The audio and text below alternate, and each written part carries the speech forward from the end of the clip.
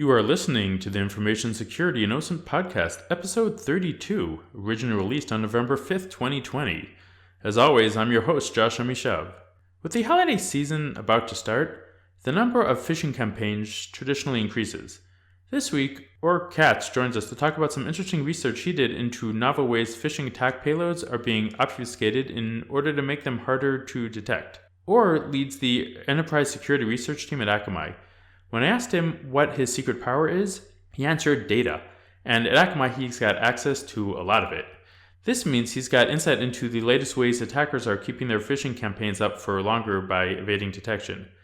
My three main takeaways from our conversation were: 1. What the most popular methods are to propagate phishing attacks, hint, it's no longer email.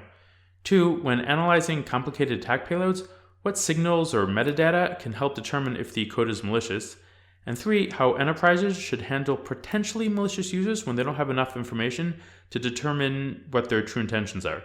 You'll enjoy those two things plus a bunch of other tips along the way. Direct support for this podcast comes from BreachSense. If you need visibility into data breaches affecting your employees, your users, or third-party suppliers before those credentials are used to hack into your network, head on over to breachsense.io/contact to start your free 7-day trial and learn how you can prevent account takeover attacks and stop online fraud. And now, here's my conversation with Or Katz, welcome to the show. Thank you, Josh. So, it's 2020, and phishing attacks have been around forever, it seems. How are they still effective? Wow, that's a good one. I think I asked myself the same question 2 years ago. Like, part of my journey into the phishing landscape started with my manager telling me, "Hey, we need to have better detection for phishing attacks, part of our product building." And I asked myself the same question. So, well, phishing is still relevant. People are still being victimized to phishing. And I think that, giving a short answer for that, there's no doubt about it. This attack vector is widely used. There's still a huge amount of victims out there. And we can, definitely talk more about that. But yeah, phishing is definitely and still a relevant threat vector out there. No doubt about it. So with the holiday season coming up, there tends to be an increase in phishing attacks. What kind of obfuscation techniques have you seen increasing in the wild over the last year or so? Yeah, so the obfuscation it's a really interesting, kind of approach. That I think what it represents is the phenomena of threat actors in general and in phishing in particular, introducing a lot of techniques that will help them evade detection. That's their goal, right? Let's try to talk about it and explain that. If you're running a phishing campaign, at the end of the day, you will measure the success of that campaign by the number of victims. The number of victims will be, influenced by the time your campaign is active, your ability to distribute your campaign. And at the end of the day, if you are not being detected, that will influence the efficiency of your campaign, your malicious campaign, obviously. Now, obfuscation is one of those techniques that we are seeing being used in the wild to make sure that those kind of campaigns long-lived. If I create a phishing website that integrate into it a variety of techniques that help me to make sure that given website, that malicious website, is not being detected for many reasons, and we can talk about those reasons, then, well, it's long-lived, therefore I have much more success rate. And in that context, obfuscation could be many things. It could be, when someone take the source code of the page being delivered to the end user, like the HTML page, and try to use, for example, JavaScript obfuscation to make sure that page only once being rendered on the end user browser, only then the actual HTML page will be created. And as a result, that created some sort of, as we call it, obfuscation level that create much more challenging from a detection point of view to figure that given website is malicious, right? So in that context, it's not impossible to detect those kind of obfuscation techniques, right? At the end of the day, if we're delivering some source code from web server to client, and at the end of the day, that given source code will be rendered on the browser, then we can see this, do the same job and realize that the website is malicious. But here comes the but. It's all the level of resources required to detect that kind of activity. And if those resources that are required from a defensive point of view are high, meaning I need to have much more CPU and memory and time and more debugging tool to try to detect those kind of scams, all in all, that created an equation of which the success rates of those scams is higher, because we are, as a defender, need to invest much more time to try to detect and mitigate those kind of threats. So that's I think the generic answer for the obfuscation techniques that we see out there. Okay, so you recently had a three-part blog post that you demonstrated a couple of the more interesting JavaScript evasion techniques. Can you give us a high-level description of what those were and perhaps some examples?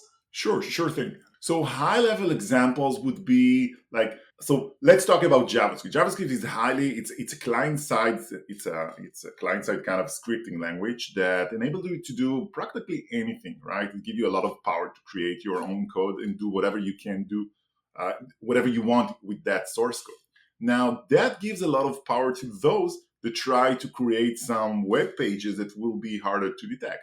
So they can do a variety of things. They can do some unescaping of the pages in a variety of techniques, making sure that only one unescaped then will be recognized as, the actual content to be rendered on the page. They can use encryption of the content.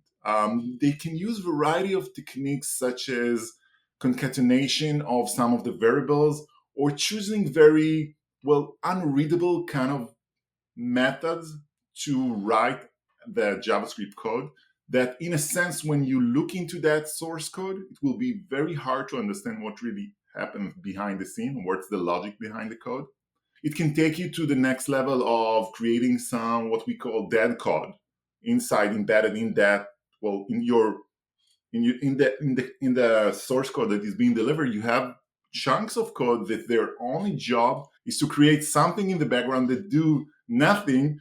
But from a client point of view, when we look into that, you will look and say, hey, what's happened here? And in order to debug that, you will invest a lot of time doing that, but it was not doing anything. So in that sense, it's just as we call it, dead kind of code injection that create nothing in terms of the features or the capabilities of the page, but still created some challenges from detecting that kind of code. So these are some of the examples, but there are definitely more than that.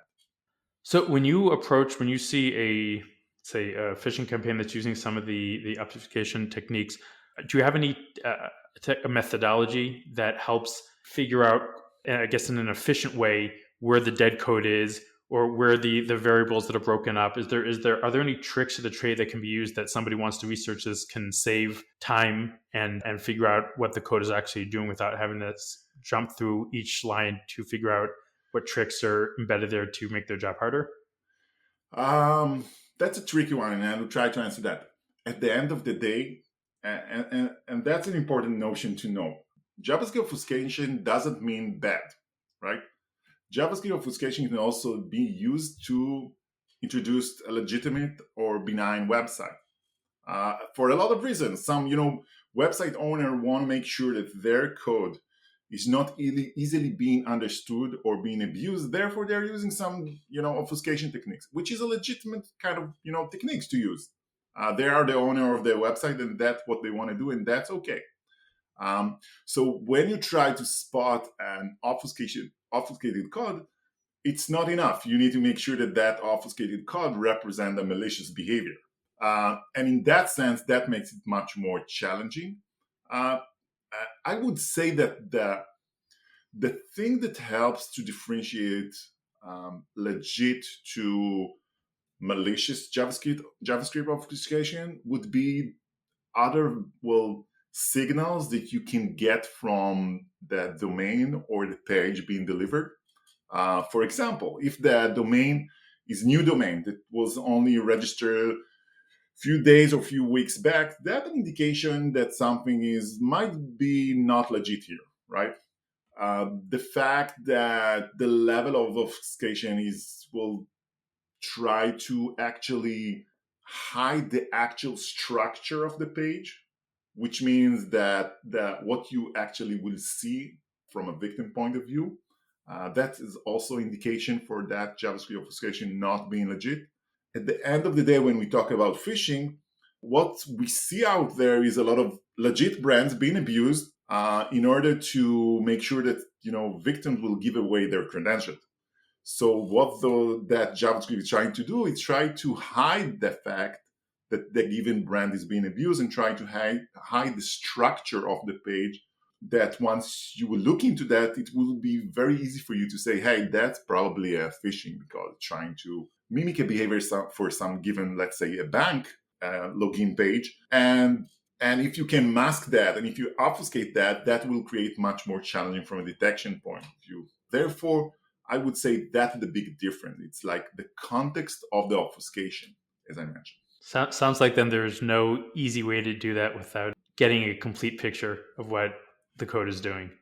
It is possible, but it's more challenging, no doubt about it. Again, it's the level of obfuscation that will help you do that.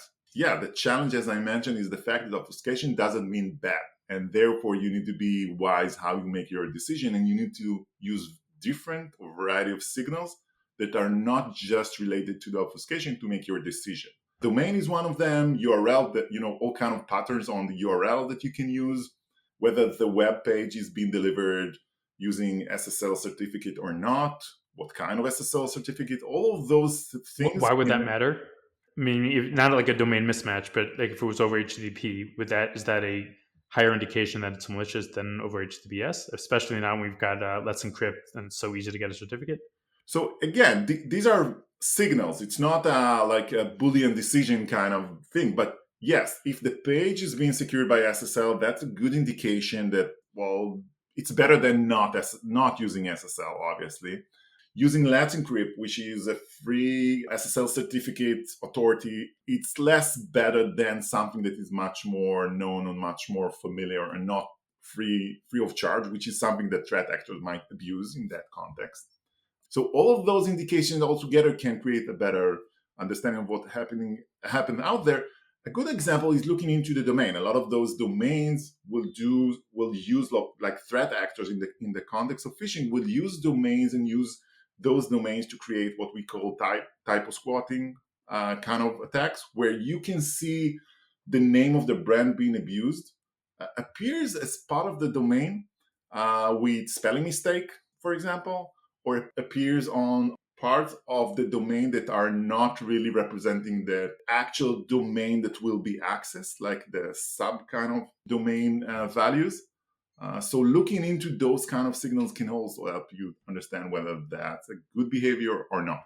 By the way, do you see homograph attacks, like using various Punicode that's characters that look very similar to one, like an ASCII character? How common is that actually? It is still common. It's in a way, it's commonly being used in a way, but on the other end, it becomes much, when you see those things, a lot of those brands that are being abused out there know how to hunt for those kind of misspelling or, as you mentioned, homographical kind of representation of their brand being abused in the wild, so they know how to spot them. But there are other techniques that are much more easier. If you buy a domain, let's say, for example, notmalicious.com domain, right? That's the domain that I bought, but I can add to that, to the subdomain part, the name of the bank .notmalicious.com. So when the user look into that, what you will see is the beginning of the domain, which is the name of the brand being abused. And I can do that since I'm controlling the domain. I can use that subdomain value very quickly because I'm the owner of that domain. And that can create, a kind of understanding that's from a victim point of view. You might think, well, that domain is legitimate, but at the end of the day, it's the domain that I bought, and it's not representing the actual brand of that bank being abused. So these are kind of techniques that we see a lot out there, using those, naming conventions and trying to make sure the victims think that they are on a benign or legitimate website, even though they are not. Wonder if those type of attacks, are those more common on mobile devices, perhaps because the screens are smaller, so maybe easier to hide a long malicious domain name? So the answer for that, yes, I think it's more relevant to mobile device, but not for the reason that you mentioned. Well, the reason that you mentioned definitely helped for the scam, but the reason for that we are seeing, and we have some measurement for that. We measured how, well, who are actually the victims for those scams, those phishing scams that we see out there. What is the trend that we are seeing? Where they are coming from? We try to evaluate that. And what we are seeing is that there is a strong shift into victims coming from mobile devices. And the reason for that is very simple. Mobile devices became our primary device. We use that more often. We use that also for work-related, activities. We read emails on that. We do everything on mobile devices. And therefore, all of those scams are actually being, initiated or started from those mobile devices. Which makes sense. And to add to that, and that's some of the progress that we're able to see in that context, is that when you think about the fact of how phishing campaigns are being delivered, like how they are being propagated, what we were able to see is that there's some shifts on that. It used to be, mostly emails as a propagation technique for phishing attacks. Like someone send you an email saying, whatever they want to say in order to make sure that you press on the link and go to the phishing website. And nowadays, what we are starting to see is a shift toward different propagation techniques, such as social networks and messaging platforms. And the tricky thing here is that it creates a leverage for threat actors for two reasons. First of all, using those social networks and messaging platform give you the ability to do it much more rapidly for the nature of those platforms. Imagine you putting some post on some, Facebook, and that being propagated really quickly, versus emails. That is something that we are doing sometimes offline or after hours, or we don't engage with that really quickly. So it's much more rapidly being propagated.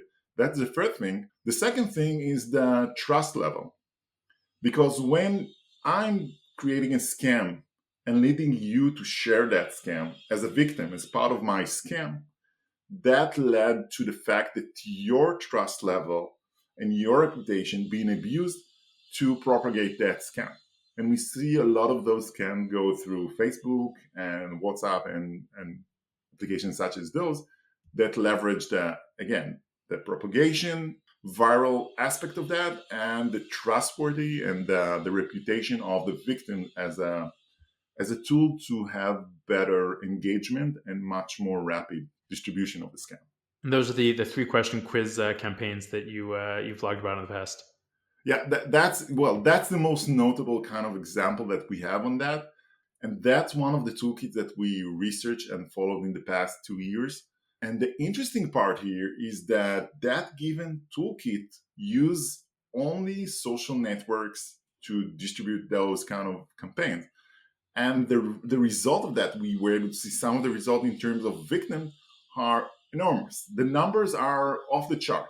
The amount of people that engage with those scams are off the chart for two reasons. The first one is the fact that they are using those social network as a propagation platform. And the second fact is that those scams are really, really realistic. They are using a variety of techniques that related to social engineering to make sure that you are properly engaged with the scam. And a lot of people fall for that. So those scams, we'll start with the fact, and I assume that's my assumption, right? But I might be wrong, that a lot of the audience at one point of time saw those kind of scams, at least once in the past, where they were landing on a web page. That web page tell them, hey, you can win a prize. And the price is related to the brand being abused. It could be airline company, it could be your favorite supermarket, it could be your favorite donut company, it can be any brand you can imagine will and was abused in the past. And they will offer you some free coupon or some prizes. And in order to win that, you need to answer some question quiz between 3 and 4 questions. The questions are very easy to answer, very trivial. But more to that, even if you are not answering the right answers, you are still a winner. Like everybody are winners. And once you answer that and you are a winner, then comes the part like they created an engagement, right? You won a prize. You want to collect that prize.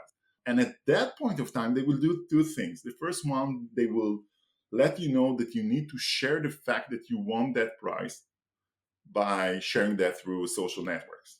And by doing that, they're actually propagating that text. And you will do that because you won a prize, right?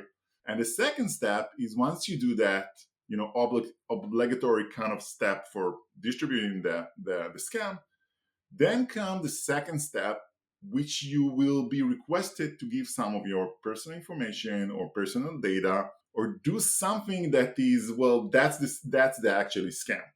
And that's the way that they're doing that. And more to that, that's why it's so successful in terms of the number of victims we see out there. And it's really, you asked me at the beginning, is phishing still relevant? So yes, definitely it is, because they are using such a more social engineering kind of techniques to make sure that people are more engaged with those scams. Now, in these techniques, besides for stealing data, personal information about the users, I assume sometimes they're also forcing users to download Flash applications or malicious code on their devices. So then we have a situation where we have people who are using, as you mentioned before, one of the reasons why everyone's targeting mobile devices is because that's what everyone's on. So we have a situation, we have these mobile devices that are used for work and for personal uses that are now compromised. You've talked about in the past using a signal-based approach for trust intelligence. Can you explain a bit how that works and the different data and signals that you can use in a trust-based model to know how organizations can trust devices connecting to them when everyone's working remotely? Yes, sure. So let me take us one step backward, right? The context is, and that's something that we are definitely seeing in the past year, is that the way that we work and consume, variety of services has changed as a result of COVID-19. That changed the way that we do things, unfortunately, obviously. And the main change that we were able to see, and we try to measure those changes, is like we try to measure how people are using their accessing internet services before COVID-19 and just after COVID-19 guideline took place. And what we were able to see is a phenomenon that will make sense. We were able to see the fact that there is a change and an increase in the amount of traffic consumptions going from those devices that were just used to work-related stuff, devices that were mostly connected from inside of enterprise network, and as a result of COVID-19 moved to be working from home and being connected to the internet from home. And we're able to see a shift in, verticals such as streaming, gaming, chatting, all those kind of websites, which makes sense. At the end of the day, we took those devices and started working from home, and we changed our habits because everything changed. We don't have really clear boundaries between personal and work-related stuff doing on the same devices, because that's the situation that we are in.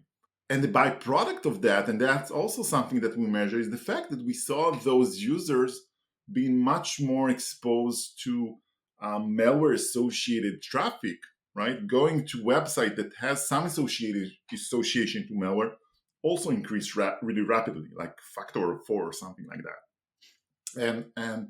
And again, this is also not surprising, because once you start to take that same device that you use like on a very specific use cases for work-related activities, doing, well, only small part of your time doing things that are not work-related, now taking that device and being connected from home with all the distraction, with all the fact that you have some of us has kids at home, some of us had, are distracted for many reasons. Those same devices are being used differently, in terms of traffic, and that exposes us to more risk. And in that context, what I was trying to suggest in terms of trust intelligence is that we need to think differently on the way that we are now being connected from home to work.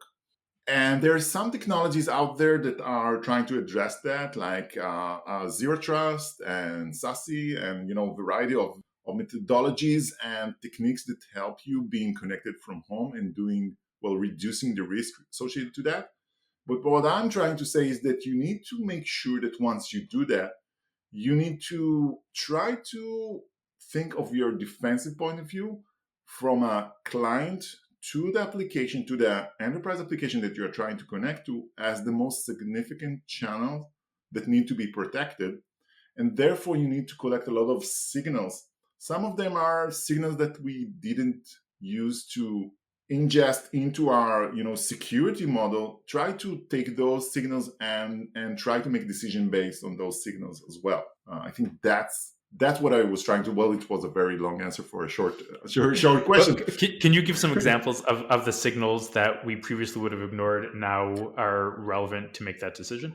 Yes, definitely. I would say that the behavioral aspects of us connecting to the internet and to enterprise application should have much significant weight when we make decision on the risk level of the connected devices. Take, for example, you see an abnormal behavior of a user now being connected from his work device from home to his enterprise applications. And when he's doing that, suddenly you can see that given users starting to download a lot of files or a lot of content from those applications that are sensitive and contain some proprietary information of the organization that you work for. And that kind of behavior should turn the red flag, right? That kind of behavior should be a behavior that someone should tell, hey, now that they are not inside of our network parameter, meaning they took those devices and they are now starting to work from home. And we know that those devices are much more exposed to risk, as I mentioned before. Therefore, we should be very, very careful about things that we are seeing being initiated from those devices. And we need to be able to react to those kind of behaviors that are considered abnormal and be able to, mitigate those behaviors. That's the point that I'm trying to say. Well, like downloading a large number of files, I think that should raise a red flag, I would think, in any case, no matter what.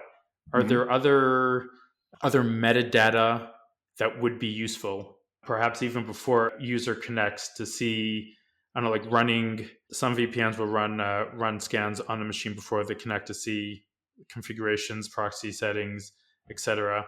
Are there other, I would say, interesting metadata that could be used, that's not being currently used in most products, that could give us an indication that the user is either compromised or is doing something malicious? Yeah, so definitely, but I want to make sure that I'm delivering the relevant context. I don't think that talking about it, I'm trying to invent the wheel. It's not that we are talking about new kind of risk or the fact that there are like techniques and methods that were never discussed in the past. It's all a matter of how much focus you have on the risk that you are now seeing and how you can try to lower the risk. It's all a matter of making sure the risk is on the relevant level. Having said that, for example, geolocation changes, which is, again, something that we know to be used in the past, maybe in the context of COVID-19 changes and the fact that we are working from home, seeing those kind of changes rapidly happen create much more significant signal in our ability to evaluate risk and make decisions based on that. For example, device posture. Trying to understand that device that was, again, inside of the enterprise parameter, now going out of that parameter, if that device, there is something wrong with that device. For example, the endpoint security for some reason is not working at the moment. Someone shut it down. You didn't patch some of the most relevant vulnerability patching for some of the software or the OS version that you are using. All of those things are signals. They're a very weak signal in the context of each one by its own. But when you combine them all together, you might be able to say, hey, I see a lot of signals that represent risk. Let's try to make sure that we are mitigating the risk. And here comes the tricky part, is how to mitigate the risk. How to make sure in a non-deterministic kind of decision-making, because those signals are really weak. They're not strong saying, hey, that device is compromised. But there is a risk on that given device more than average. How can we make sure that we lower the risk? And one of the things that I'm suggesting, and this is the most interesting part from my point of view, is the fact that you need to have mitigation that enable usability while lowering the risk.